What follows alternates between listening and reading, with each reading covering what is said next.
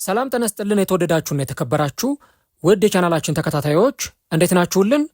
እግዚአብሔር ይመስገን እኔ በጣም ደህና ነኝ። የምትገኙት አራዳ ሜዳ ኦፊሻል የዩቲዩብ ገጻችን ላይ ነው።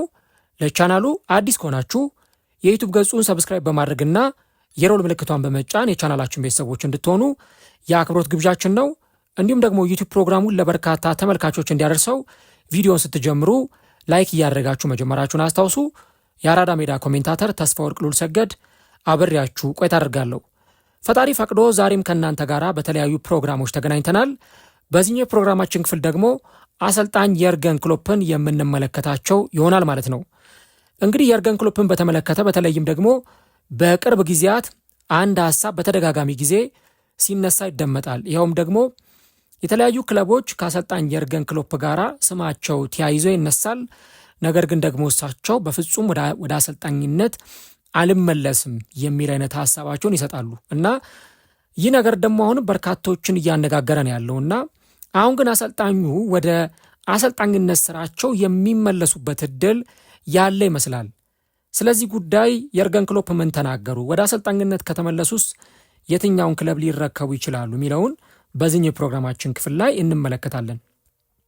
እንግዲህ የርገን ክሎፕ በተለይም ከሊቨርፑል ጋር በተለያዩበት ጊዜ በቃ አቅሜን ጨርሻለሁ እና በጣም በነገሩ ላይ ረጅም ጊዜ በመቆየታቸው ምክንያት አቅሜን ጨርሻለሁ፣ ተዳክሜያለሁ እና ኢነርጂ ሉዝ አድርጌያለሁ። ስለዚህ አሰልጣኝነት ቢበቃኝ ይሻላል ብለው ነበረ ከአሰልጣኝነት ህይወታቸው የተለያዩት።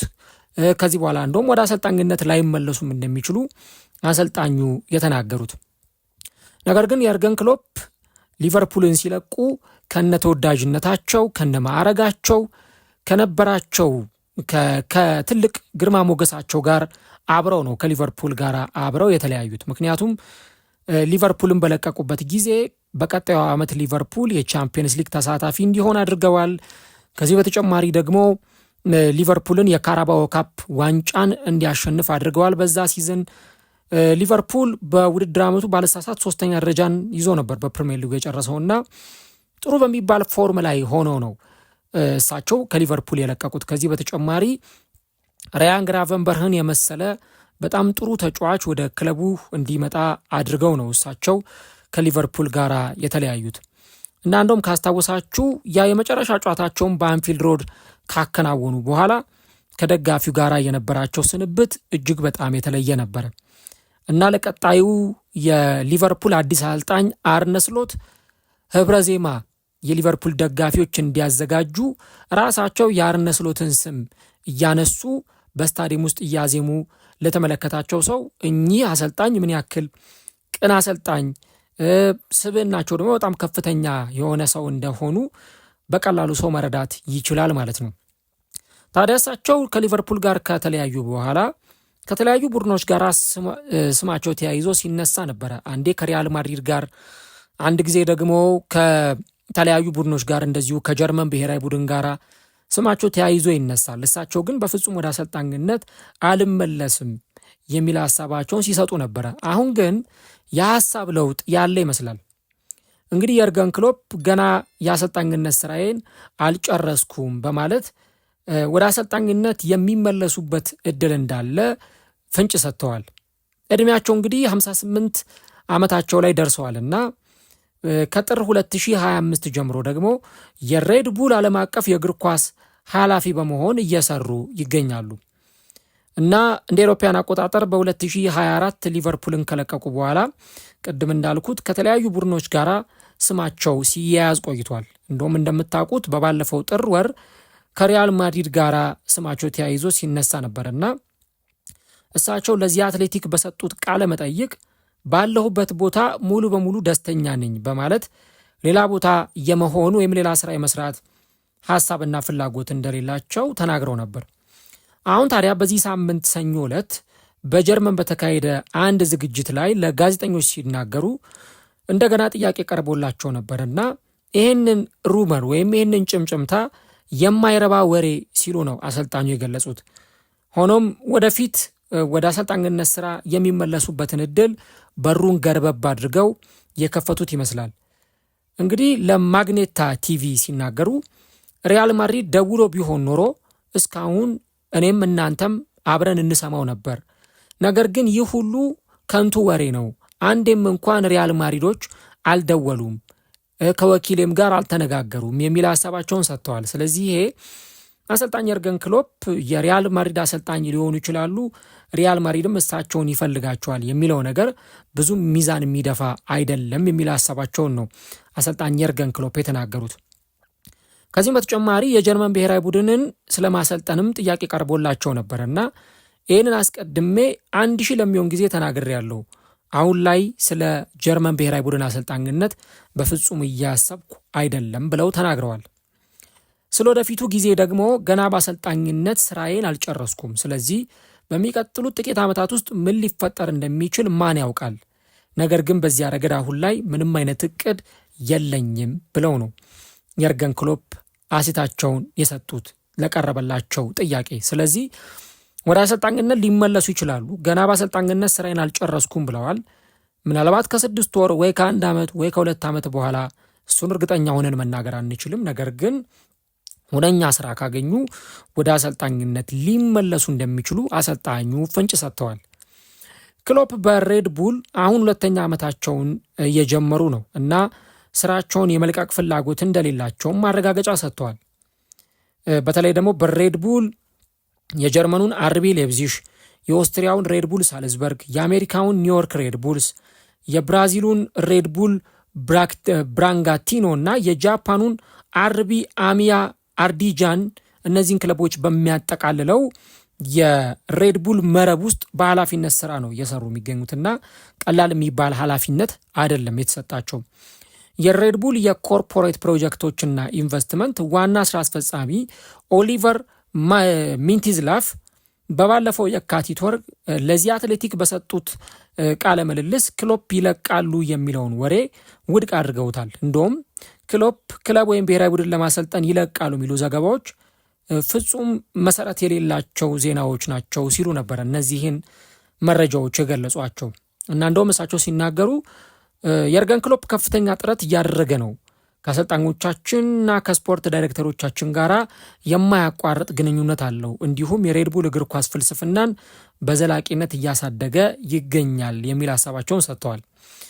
እሱ ለዚህ ስራ ትክክለኛ ሰው መሆኑን እርግጠኞች ነን። ስለዚህ አጠቃላይ ጉልበታችንና ትኩረታችንን እያደረግን ያለነው እዚህ ላይ ነው የሚል ምላሽ ነው እኚህ ሰው እንግዲህ የሰጡት። ክሎፕ ሬድ ቡልን የተቀላቀሉት በሊቨርፑል ለ9 ዓመታት ከቆዩ በኋላ ነው። እንደምታውቁት በሊቨርፑል ቆይታቸው የተመሰከረላቸው ውጤታማ ጊዜን አሳልፈዋል። የቻምፒየንስ ሊግ ዋንጫን አሸንፈዋል። ለቻምፒየንስ ሊግ ፍጻሜ ደርሰዋል። ሊቨርፑል ከ30 ዓመት በኋላ የፕሪሚየር ሊግ ዋንጫን ከፍ አድርገው እንዲያነሳ አድርገዋል።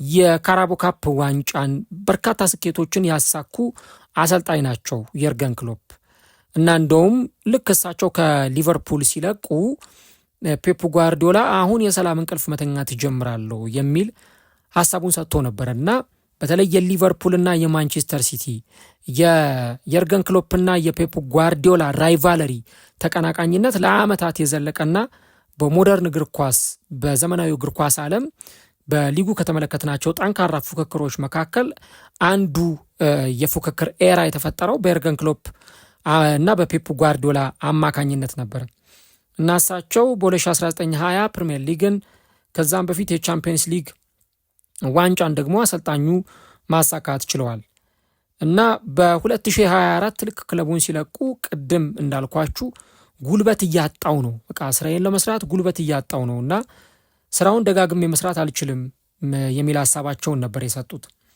እና እንደውም የኛ አሰልጣኝ ወኪል ማርክ ኮሴኪ በየካቲት ወር እንደተናገሩት ማንቸስተር ዩናይትድ እና ቼልሲ ልክ ክሎፕ የሊቨርፑልን ከለቀቁ በኋላ ጥያቄ አቅርበውላቸው ነበር። እንግዲህ ያ ማለት ማንቸስተር ዩናይትድም በኤሪክ ቴናግ ስር በሚሰለጥንበት ጊዜ እንዲሁ ደግሞ ቼልሲም ባለሳሳት ወይ ፖቼቲኖ ወይ ፖተር በነበሩበት ሰዓት ላይ ነው ያንን ጥያቄ እንግዲህ አቅርበውላቸው የነበሩት። በእርግጥ ሁለቱም ክለቦች እኛ የርገን ክሎፕን አፕሮች አላደረግንም ብለው ነገሩን ዲናይ ቢያደርጉትም ወይ ውድቅ ቢያደርጉትም ነገር ግን እንዲህ አይነት አፕሮቾች እንደነበሩ ያሰልጣኙ ወኪል ሲናገር ነበረ። እሳቸውን ፈልገው ዩናይትድ እና ቼልሲ አሰልጣኙን አፕሮች አድርገዋቸው ነበረ እና ጀርመናዊ አሰልጣኝ እንግዲህ ከዚህ ቀደም እንደምታውቁት ማይንዝን አሰልጥነዋል፣ ቦሩሲያ ዶርትመንድን አሰልጥነዋል። በቦሩሲያ ዶርትመንድ አሰልጣኝነታቸው 2 የቡንደስሊጋ ዋንጫዎችን ያሸነፉ አሰልጣኝ ናቸው። ታሪክ የማይዘነጋቸው አሰልጣኝ ናቸው። ኢቭን በታሪክ የማይዘነጉ አሰልጣኝ ቦሩሲያ ዶርትመንድ ከሳቸው ጊዜ በኋላ ከዋክብቶቹም ከለቀቁ በኋላ የምናውቀውን ቦሩሲያ ዶርትመንድ ሆኖ እየቀጠለ አይደለም። በቃ በጀርመን ቡንደስሊጋ ትልቁን ቡድን ይፎካከራል፣ ባየር ሚኒክን ይፎካከራል ተብሎ የሚጠበቀው ቡድን የሳቸው ቦሩሲያ ዶርትመንድ ነበረ። ከሳቸው መልቀቅ በኋላ ግን ብዙ ነገሩ ለባየር ሚኒክ ቀላል ሆኖለታል፣ በየጊዜው ዋንጫዎችን ደጋግሞ ለማሸነፍ ማለት ነውና እንግዲህ አሁንም እንዲህ አይነቶቹን ነገሮች ነው እየተመለከትን የምንገኘው ማለት ነው። እንግዲህ አሰልጣኙ ጉልበቴ ድሬን እየሆነ ነው፣ በቃ ጉልበት እየጨረስኩ ነው ብለው ነው ከአሰልጣኝነት ዓለም ራሳቸውን ያገለሉት። ነገር ግን ክፍት የሆኑ ኦፖርቹኒቲዎች መኖራቸው ግልጽ ነው። ማንቸስተር ዩናይትድ ገና ቋሚ አሰልጣኝ የመቅጠር ፍላጎት አለው። ሊቨርፑል በተለይ ቻምፒየንስ ሊግ ላይ የሚያሳትፈውን ውጤት ካላገኘ አርነ ስሎትን ሊያሰናብት ይችላል። ሪያል ማድሪድ ከአርቤሎዋ ጋር የማይቀጥልባቸው ድሎች ይኖራሉ። ምክንያቱም ጥሩ ልምድ ያለው ኮስተር ያለ አሰልጣኝ ማምጣት ይፈልጋል ሪያል ማድሪድም። ሌሎች ክለቦችን በተመሳሳይ የአሰልጣኝ ፍላጎት ያላቸው አሉና የርገን ክሎፕ ወደ አሰልጣኝነት ቢመጡ በጣም ክፍት የሆነ ብዙ መድረክ ይጠብቃቸዋል። እኔ ተመልሰው ቢመጡ በጣም ደስተኛ ከሚሆኑ ሰዎች መካከል ነኝ። ምክንያቱም እግር ኳስ አይታ አልጠገበቻቸውምና ገና ደግሞ ያንን ነገር ደግሞ በደንብ ፕሪሚየር ሊግ ላይ መጥተው ወይ ደግሞ ሌሎች ቡድኖች ላይ ማሳየት የሚችሉበት ትልቅ አቅም አላቸው። የፕሮጀክት አሰልጣኝ ናቸው። ያንን ነገር ማድረግ ይችላሉ። እናንተስ ስለዚህ ጉዳይ ምን ትላላችሁ? አሰልጣኙ ወደ ፕሪሚየር ሊግ ተመልሰው ቢመጡ ወይስ ወደ አሰልጣኝነት ተመልሰው ቢመጡ ይሻላል ትላላችሁ? ወይስ አሰልጣኝነት ቢበቃቸው ይሻላል? ኮሜንት ላይ ሀሳቦቻችሁን ልታጋሩ እንችላላችሁ።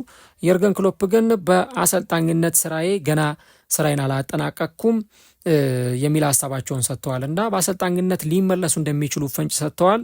በቀጣይ እንግዲህ የትኛውን ቡድን በአሰልጣኝነት ይረከባሉ? ቀጣዮቹ ጊዜያት እንግዲህ ምላሽ የሚሰጡን ይሆናል ማለት ነው።